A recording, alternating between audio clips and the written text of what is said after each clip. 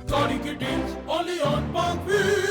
वालेकुम पाक व्यूअर्स, मेरा नाम है सुनील मंज और पाक व्यूअर्स वीकली के एक और एपिसोड साथ आपकी खिदमत में हाजिर हूँ। इस वीकली की सबसे पहली न्यूज़ जो है वो पिछले हफ्ते में देख रहा था, काफ़ी लोगों ने ये बात की थी कि डॉलर जो है वो अपनी उड़ान के बाद जो है अब आहिस्ता आहिस्ता नीचे आना शुरू हुआ और काफ़ी ज़्यादा कंट्रोल हो गया है। बड़ी अच्छी बात है, मुझे तो इसकी बहुत खुशी है। बट जिन लोगों को मैं मिलता हूँ उनको मैंने देखा है कि उनको बड़ी परेशानी है कि नहीं जी ये कारोबार के लिए अच्छा नहीं है और ये वो। मैं ये कहता हूँ कि जब डॉलर ऊपर जाता है हम सारे क्रिटिसाइज़ करते हैं कि गवर्नमेंट अपना काम नहीं करी। जब वो डॉलर को कंट्रोल करते हैं, माफिया से कंट्रोल करते हैं, डॉलर नीचे आता है तो मेरे और आपके दरमियान जो माफिया छुपे हुए हैं वो फिर आहिस्ता आहिस्ता सर उठाने की कोशिश करते हैं और गवर्नमेंट को क्रिटिसाइज़ करते हैं। I think the credit should be given where it's due. तो मेरे ख्याल से गवर्नमेंट ने एक अच्छा काम किया है डॉलर की प्राइस को कंट्रोल करने में। डॉलर की प्राइस से काफ़ी चीज़ों का लिंक ज़रूर है, लेकिन हमारे यहाँ पे अनफॉर्चुनेटली एज अ नेशन हम लोग इतने बेहिस हो चुके हैं कि जब डॉलर की प्राइस ऊपर जाती है हम हर चीज़ ऊपर ले जाते हैं, पेट्रोल की प्राइस ऊपर जाती है हर चीज़ ऊपर ले जाते हैं। बट ऑन द कॉन्ट्रेरी जब रिवर्स होता है तो फिर लोगों को ना तकलीफ होती है प्राइस कम करते हुए। यही चीज़ पेट्रोल की प्राइस के साथ है और डॉलर के साथ भी है। अब डॉलर की प्राइस नीचे आ गई तो काफ़ी लोगों का कहना ये कि जी गाड़ियों वाले जो ऑटो मैन्युफैक्चरर हैं वो गाड़ियों की प्राइस कम क्यों नहीं कर रहे। अब इसमें भी दो किस्म के वो हैं। अगेन मैं किसी का रिप्रेजेंटेटिव नहीं हूँ, मैं आप लोगों की आवाज़ आप लोगों का रिप्रेजेंटेटिव हूँ और मेरे ख्याल से कंज्यूमर के साथ जो जस्ट बात होती है या जो मुझे सही नज़र आता है मैं आपको बताता हूँ। तो लास्ट जो गाड़ियों की प्राइसेस बहुत ज़्यादा इंक्रीज़ हुई थी वो मार्च में हुई थी और जब जीएसटी भी बढ़ाया गया था, गाड़ियों पर एफईडी भी बढ़ाया गया था, तो उस टाइम बहुत ज़्यादा गाड़ियों की प्राइसेस इंक्रीज़ हुई। उसके बाद सिर्फ 2 या 3 कंपनियां जिन्होंने अपनी प्राइस बढ़ाई थी, जिसमें किया, hyundai और एमजी शामिल है। और बाकी सब जो अगर हम टोयोटा, होंडा, सुजुकी और इनकी बात करें तो इन्होंने अपनी प्राइस नहीं बढ़ाई थी। आप जाके चेक कर सकते हैं, लास्ट मार्च के बाद नहीं बढ़ाई। और उस टाइम पे डॉलर 275 रुपये का था, बल्कि डॉलर ऊपर जाते जाते थे 350 रुपये पे गया और हर रोज़ लोग कहते थे कि गाड़ी महंगी होगी, गाड़ी महंगी होगी। मैं कहता था नहीं होगी। रीज़न ये है कि लोगों के अंदर बाइंग पावर ही नहीं थी। और यही हुआ कि सवाए इन 3 प्लेयर के जो मैंने आपको बताया, हुंडई, स्पोर्टेज और एमजी, बाकी किसी ने अपनी प्राइस नहीं बढ़ाई मार्च के बाद। तो इसलिए अगर हम ये देखें कि जी उनकी प्राइस नीचे आनी चाहिए अब गाड़ियों की, तो डॉलर की वजह से तो अभी डॉलर जो उसी के करीब फिर रहा है 275 278। तो मेरा नहीं ख्याल कि ये जो 3 प्लेयर मैंने बताए हैं जिनमें एमजी, आपके पास 200 मतलब होंडा और किया शामिल है। किया और उन्होंने तो ऑलरेडी कम कर दिए प्राइसेस, बल्कि अगला टॉपिक जो है वो एमजी का भी मैं पढ़ा था, एमजी ने भी 6 लाख प्राइस कम कर दी है। तो इन तीनों मैन्युफैक्चरर ने तो प्राइस कम कर दी है क्योंकि इन्होंने ऊपर की थी आफ्टर मार्च। उसके अलावा बाकी जितने प्लेयर हैं सब ने 275 के डॉलर के बाद प्राइस इंक्रीज़ ही नहीं की। तो मेरा नहीं ख्याल कि अभी वो डिक्रीज़ करेंगे।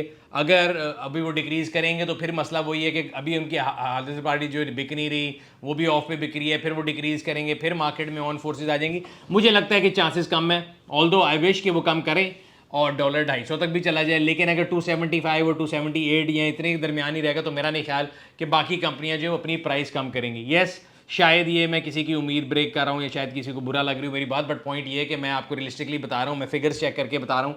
मार्च में जब गाड़ियों की प्राइस बढ़ी थी डॉलर 275 का था, उसके बाद सिर्फ 3 कंपनियों ने प्राइस बढ़ाई जिन्होंने कम कर दी है। कम होने के बाद बाकी कंपनियों का जो है अगेन पर्सनल डिसीजन है। और मेरे ख्याल से उस लिहाज से एक टाइम भी है, अगर आप देखें तो मार्केट में काफ़ी ऑफ चल रहा है। ऑफ कैसा चल रहा है कि मैं एक डीलरशिप का ऐड देख रहा था टोयोटा की, फॉर्च्यूनर के ऊपर रजिस्ट्रेशन, साल की इंश्योरेंस और 1 साल की मेंटेनेंस तकरीबन 12 लाख रुपए के करीब वो ऑफर कर रहे हैं। फिर मैंने 1-2 डीलर से बात की, उन्होंने कहा जी इन्होंने रनिंग फाइनेंस लिया। मैंने कहा जो भी लिया है पॉइंट ये है कि कस्टमर को गाड़ी मिल रही है। इसी तरह तमाम गाड़ियाँ जो कंपनियों की हैं, डिफरेंट कंपनी जो है वो डिफरेंट डील दे रही हैं। अगर हम होंडाई की बात करें तो होंडाई एलेंट्रा के ऊपर ऑफर दे रहा है। येस, होंडाई के कई डीलर हैं जिनकी तबीयत ख़राब हुई हुई है और वो थोड़े अरसे में ठीक हो जाएगी। न्यूली लॉन्च सेंटर पे हाइब्रिड जो है वो उसकी प्री बुकिंग पे 4 लाख रुपए ऑन मांग रहे थे। तो मैं आप सबको कह रहा हूँ कि मैंने आपको पहले भी बताया था कि गाड़ी के अंदर वेंटिलेटर नहीं लगा होता। मैंने और आपने बड़ी क्लियरली बात कई दफ़ा की है कि अगर आप गाड़ी की डिमांड छोड़ देंगे तो गाड़ी का ऑन ख़त्म हो जाएगा, जो कि आपके सामने है। इस टाइम पे मार्केट में किसी गाड़ी पे कोई ऑन नहीं है। मेरा ख्याल है हैवल हाइब्रिड जो A6 है that is the only car जो कि अपने जो है ना लिस्ट प्राइस से शायद ऊपर या बराबर में बिक रही है। बाकी तमाम गाड़ियाँ टोयोटा, सुजुकी, होंडा सब पे ऑफरें लगी हुई हैं। कोई रजिस्ट्रेशन फ्री दे रहा है, कोई इंश्योरेंस फ्री दे रहा है, कोई मेंटेनेंस फ्री दे रहा है। ऐसे मौके पे एक नई गाड़ी आई होंडा सेंटा फे और उसको नाकाम करने के लिए पूरी कोशिश कर रहे हैं उसके डीलर जितने भी हैं, लोगों से प्री बुकिंग के ऊपर ऑन मांग रहे हैं। ये वही है कि मतलब आप अभी कह रहे हैं ना कि एक नई चीज़ आना शुरू हुई है, तो बजाय इसके कि आप एक रेगुलर तरीके से कारोबार करें, कस्टमर को गाड़ी दें, इंडस्ट्री पहली तबाही का शिकार है। जिस मार्केट में फॉर्च्यूनर के ऊपर 12 लाख ऑफ है वहाँ पे आपका ख्याल ये है कि आप सेंटा फे जैसी गाड़ी जो कि फॉर्च्यूनर के मैच नहीं है 7 सीटर होने के बावजूद भी, उस पर आप ऑन ले लेंगे। मेरे ख्याल से तो बहुत बड़ी बेवकूफ़ी होगी जो भी करेगा उसको ऑन देने की। And you should also discourage this thing. जो डीलर आपसे प्री बुकिंग पे ऑन मांगते हैं आप उससे गाड़ी बुक ना करें। जब 10 दिन या 5 दिन बुकिंग नहीं होगी तो वो आपको खुद फ़ोन करके आपसे बुकिंग लेंगे। तो प्लीज़ प्लीज़ खुदारा जो है ना इस तरह के जो माफियाज़ हैं उनका शिकार ना बने। खैर ओवरऑल मैंने आपको बता दिया कि ऑटो इंडस्ट्री के अंदर जो गाड़ियाँ की प्राइस है जो मेरे ख्याल से नीचे आनी थी वो ऑलरेडी आ चुकी हैं। जिनकी नहीं आई वो अब मेरा ख्याल है ऑफर्स के तौर पे ही आएगी, वैसे नहीं आएगी। होंडा एलेंट्रा की ऑफ़र मैंने आपको बता दी है, सुजुकी की ऑफर्स भी पहले चल रही हैं, इसी तरह डिफरेंट कंपनीज़ की डिफरेंट ऑफर हैं जो हमने आपको बता दी हैं। और इस हफ्ते की सबसे बड़ी न्यूज़ और सबसे बड़ी खुशखबरी पेट्रोल प्राइसेस। 40 रुपये पेट्रोल की प्राइस नीचे आई है। मैंने आपको लास्ट वीकली में बताया था कि पाक व्हील्स के मैंने आर्टिकल पढ़े थे जिसमें लिखा था कि 41 के करीब आएगी और मैंने कहा था मेरा ख्याल है अंदाज़ा इतना ही होगा। और अगेन इसमें ना तो किसी का कमाल है ना किसी का वो है, मैं कहूँगा जी किसी ने बड़ा पे एहसान किया। मैंने आपको क्लियरली बताया था कि इसके पीछे इंटरनेशनल फोर्सेज हैं मार्केट प्राइस के ऊपर। जब ऊपर गई थी तब भी, नीचे आने पे तब भी। तब लोग मुझे कह रहे थे कि जी आप गवर्नमेंट को सपोर्ट करें। मेरा गवर्नमेंट से कोई ताल्लुक नहीं भाई, मैं भी उसी तरह का पाकिस्तान का शहरी हूँ जैसे आप हैं। और वैसे भी जो आपकी होती है ना केयर टेकर गवर्नमेंट, वो आपके किसी के वोट से नहीं आती, तो वो तो वैसे ही हमारे ऊपर सिलेक्ट करके बैठाई गई है। तो I am not related to any chosen one, तो मैं किसी की साइड नहीं लेता। मैं तो आपको क्लियरली बताता हूँ, मैंने लास्ट भी बताया था कि इंटरनेशनल प्राइस डॉलर पर बैरल जो है ऊपर जा रही है और डॉलर की प्राइस भी पाकिस्तान में ऊपर जा रही थी। उन दोनों की वजह से आपको जो है ना 2 दफ़ा प्राइस इंक्रीज़ मिला था और हैवी मैसिव प्राइस इंक्रीज़ मिला था। इतना प्राइस इंक्रीज़ था कि लोगों की चीखें निकल आई थी। लेकिन उसके बाद 1 अक्टूबर को जब ये डिक्लाइन हुआ तो बहुत कम डिक्लाइन था। लोगों ने कहा जी 8 रुपये 10 रुपये कम किया, कौन सा एहसान किया। मैंने तभी उन्हें कहा था अगर वो ना भी करते तो आप और मैं उनका कुछ नहीं कर सकते थे। इसी तरह लास्ट वीक जब 15 तारीख को होना था, मैंने आपको क्लियरली बताया 40 करीब नीचे होगा। तो फाइनली पेट्रोल प्राइस 40 रुपये डिक्रीज़ के बाद 283 रुपये 38 पैसे के ऊपर खड़ी है। डीजल में 15 रुपये का डिक्रीज़ है, वो 303 रुपये 18 पैसे के ऊपर खड़ा है। अगेन कई लोगों ने जितने कागजी रस्तू उन्होंने कहा था जी ये तो ऊपर जाना ही जाना है, IMF से डील की हुई है। मैंने आपको सब कुछ बताया था कि IMF से डील बड़ी पुरानी बात हो चुकी है। पर लीटर जो आपका पेट्रोल है उसमें पेट्रोलियम लेवी टैक्स शैक्स मिला के 85 रुपये पहले से ही शामिल है। उससे इतना वेरिएशन नहीं हो रही थी जितनी आपकी जो डॉलर प्राइस पर बैरल थी ना, उसकी पर बैरल की जो डॉलर प्राइस थी वो इंक्रीज कर रही थी बिकॉज ओपेक ने कट कर दी थी अपनी प्रोडक्शन। और दूसरा डॉलर पाकिस्तान में इनकी ज़रूरत था। अब 2 इम्पैक्ट हुए हैं, ग्लोबल प्राइस भी नीचे आई है फ्यूल की और पाकिस्तानी रुपी स्ट्रेंथन किए हैं, डॉलर की प्राइस नीचे गई है। तो उन दोनों का इम्पैक्ट आपको पास हुआ है। इसके साथ थोड़ा थोड़ा सा जो है अभी जैसे कहते हैं ना अच्छा टाइम मेरा ख्याल है ये 1 2 3 महीने का हमें मिलेगा बिकॉज आगे इलेक्शन आ रहे हैं और हमारी मेमोरी और रैम दोनों बिल्कुल छोटी सी है। तो हमारी रैम जो है वो अच्छे दिनों को याद करेगी। डॉलर भी सस्ता है, पेट्रोल भी सस्ता है। उसके बाद जब दोबारा जो है ना कोई भी गवर्नमेंट नहीं आएगी वो हमें बताएगी कि हमें सख्त फैसले लेने पड़ेंगे और हमारे जो है पेट पे पत्थर बांधने पड़ेंगे। तब तक 2 3 महीने के लिए जो अपनी आदतें ख़राब मत करें। मैं हमेशा ये बताता हूँ कि हुक्मरानों ने या किसी ने आपका बजट कंट्रोल नहीं करना, आपने अपना बजट खुद कंट्रोल करना है। पेट्रोल सस्ता होने के साथ ही फ़ौरन पता लगता है जी हाइब्रिड गाड़ियाँ जो हैं उनकी मार्केट गिर गई। भाई अगर पेट्रोल की बचत तब थी तो आज भी है, सस्ते पेट्रोल पे भी उस बचत ही दे रहा है ना। तो अपने जो है ना कंजम्पशन को रिवाइज मत करें, बल्कि मैं हमेशा ये कहता हूँ कि बुरे टाइम के लिए अपने आप को तैयार रखें। सोचेंगे जब 330 रुपये पे 340 पे गया था जब पेट्रोल तब था, तो आप तब किस तरह इस्तेमाल करेंगे ताकि आपकी जो यूजेज पैटर्न है वो आपको बुरे टाइम के लिए तैयार करके रखे। बिकॉज उसके आपको पता नहीं कि कितनी देर बाद दोबारा ऊपर चला जाए। Eventually again I wish and I pray कि नीचे ही रहे, लेकिन एटलीस्ट 1 2 महीने मुझे लगता है कि रहेगा। उसके बाद का क्या है होता है क्या नहीं, लेकिन हमें अपने जो कंजम्पशन हैबिट्स हैं ना उनको रिवाइज करना चाहिए। अब अगर हम बात कर लेते हैं अपकमिंग इवेंट्स के बारे में, तो पाक व्हील्स का जो कार मेला है, यूज़ कार मेला, वो बड़े अरसे से लोगों का ये था कि जी कराची में बहुत ज़्यादा होते हैं। लास्ट वीक हमने लाहौर में एक बड़ा कामयाब मेला किया। मैं शुक्रिया अदा करूँगा लाहौर के जितने भी लोग हैं। 2 दिन पहले तमाम स्लॉट्स प्री बुक हो गए थे। बहुत अच्छा मेला था, बहुत से लोगों से मुलाकात हुई। जिन लोगों ने गाड़ियों के पैसे जायज़ मांगे थे उनकी गाड़ियाँ बिक गई। जिन्होंने बहुत ज़्यादा मांगे थे उनको लगता था कि यूज़र मेरे जैसे हैं सारे बेवकूफ़, तो यूज़र बेवकूफ़ नहीं होता, उनकी गाड़ी नहीं बिकी। अब 22 अक्टूबर को हम इस्लामाबाद में आ रहे हैं यूज़ कार मेला लेके 2F कार्टिंग ट्रैक के ऊपर सुबह 9 बजे से लेके शाम 5 बजे तक। अगर अपनी गाड़ी रजिस्टर कराना चाहते हैं तो भी नीचे लगा हुआ लिंक है, उस पर क्लिक करके रजिस्टर करा लें। लिमिटेड स्लॉट्स अवेलेबल हैं। जैसा लाहौर में भी पहले स्लॉट खत्म हो गए थे, आप फाइनल मौके पे अगर वॉक इन करेंगे तो हो सकता है आपको अंदर आने की जगह ना मिले। तो इसलिए परेशानी से बचने के लिए अगर आप अपनी गाड़ी बेचना चाहते हैं तो उसको रजिस्टर करा लें। अगर गाड़ी खरीदनी है तो कोई टिकट नहीं है, कोई फीस नहीं है, आप अपनी फैमिली को लेके मेले पे आ सकते हैं। मेले के ऊपर आपको 2 3 किस्म की फैसिलिटीज़ और मिलेंगी। एक तो सैकड़ों गाड़ियाँ एक जगह पे हैं, आप गाड़ी सेलेक्ट कर सकते हैं। फिर आप गाड़ी की इंस्पेक्शन करवा सकते हैं, इंस्पेक्शन के ऊपर 50% फ्लैट ऑफ है।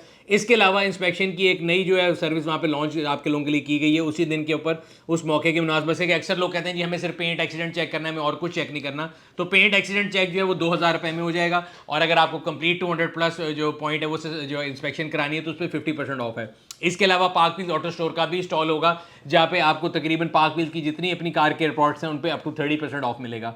तो ये मौका मिस ना कीजिएगा, अपनी अगली गाड़ी लेने के लिए, पार्क व्हील्स की सर्विसेज को एंजॉय करने के लिए, हमारी प्रोडक्ट्स लेने के लिए आप लोगों से इंशाल्लाह 2F2F ट्रैक के ऊपर मुलाकात होगी अक्टूबर 22 को सुबह 9 बजे से लेकर शाम 5 बजे तक। अच्छा, आजकल क्रिकेट का सीज़न चल रहा है, क्रिकेट फीवर हर तरफ है, और अगेन मैं मैच देखता नहीं हूँ, लेकिन पिछले हफ्ते पाकिस्तान के हारने का बड़ा दुख था, उसकी वजह से दिल थोड़ा बोझल बोझल रहा।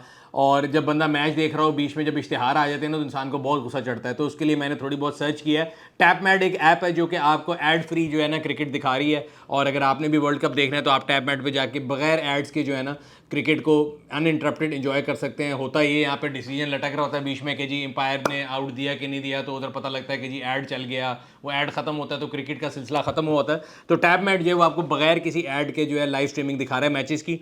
हम भी कोशिश ये करेंगे कि हमारे जितने वेन्यू जहाँ पे ऑटो शोज़ हो रहे हैं, हमारे मेला हो रहे हैं, हम तमाम में वहाँ पे लाइव स्ट्रीमिंग जो है उसको पॉसिबल बनाएं, ताकि अगर आप हमारे इवेंट पे आ रहे हैं तो आप मैच देख सकते हैं बगैर इंटरप्शन के। अगर आप वैसे घर पे या ऐप डाउनलोड करना चाहते हैं तो मैं उसका लिंक भी लगा दूंगा। पार्कव्हील ऑटो स्टोर के मैसेज की तरफ चलते हैं। पार्कव्हील ऑटो स्टोर आप लोगों के लिए लेके आए अपनी तमाम प्रोडक्ट्स का एक बंडल ऑफर, 6 in 1 ऑफर है, जिसमें 5 प्रोडक्ट्स ये हैं और एक माइक्रोफाइबर आपको जो कपड़ा मिलता है। अक्सर लोगों की परेशानी थी कि जी हमें जो पैकिंग आती है वो बड़ी गंदी सी होती है, शैबी सी होती है, और आप जो अपने दोस्तों को प्रेजेंट कर रहे होते हैं वो बड़ी कोई फैंसी पैकिंग होती है। तो मैंने आप लोगों के लिए इस फीडबैक को लेते हुए, जैसे मैं आपको हमेशा बताता हूँ कि मैं आप लोगों की फीडबैक को बहुत सीरियसली लेता हूँ, तो हमने एक ये डिज़ाइन किया है 6 in 1 वाला जो पैक है। अगर आप इसको ऑर्डर प्लेस करना चाहते हैं तो नीचे लगे हुए लिंक के ऊपर क्लिक करके आप ऑर्डर प्लेस कर सकते हैं। इसमें हमारी तमाम केयर प्रोडक्ट्स जो है, कार केयर की प्रोडक्ट्स जो है वो मौजूद हैं।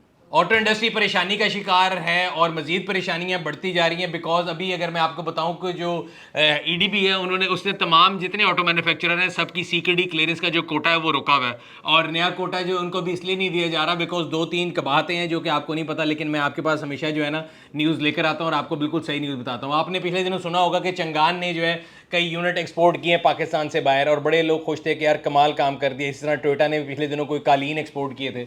हाँ जी, ये कोने वाले कालीन जो भेज रहे होते हैं पठान, वो नहीं, गाड़ियों के कालीन टोयोटा ने एक्सपोर्ट किए थे, और आपने उसकी भी न्यूज़ सुनी होगी कि बड़ा एक्सपोर्ट पे जोर दे रहे हैं।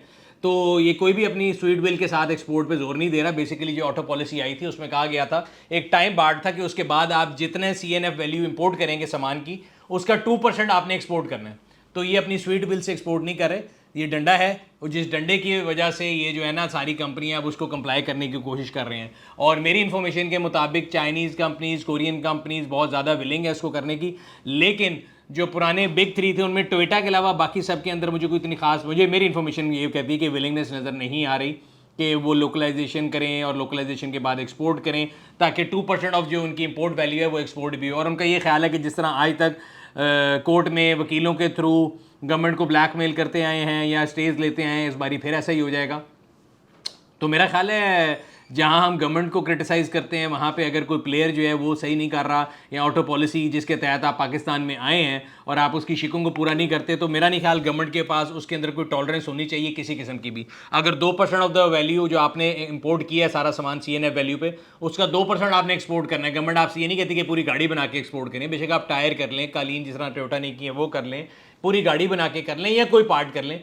भाई आप लोकल इंडस्ट्री में तो कोई डेवलपमेंट लेकर आए ना। If you can not even export 2% of what you are importing, then I think EDB and government is right at stopping. और वो अगर आपके आर्म ट्विस्टिंग कर रहे हैं तो बिल्कुल ठीक कर रहे हैं। ये मैं अगेन अपनी इनसाइड नॉलेज से बता रहा हूँ, मुझे इस बारे में बड़ी क्रेडिबल इन्फॉर्मेशन है।